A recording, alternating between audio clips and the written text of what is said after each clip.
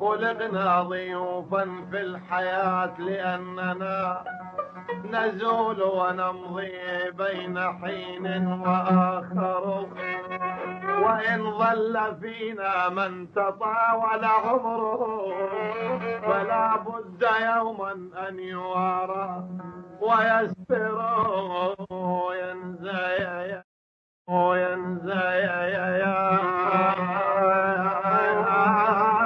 شبيه المزندم على العين، شبيه المزايم زواد دهامي على العين،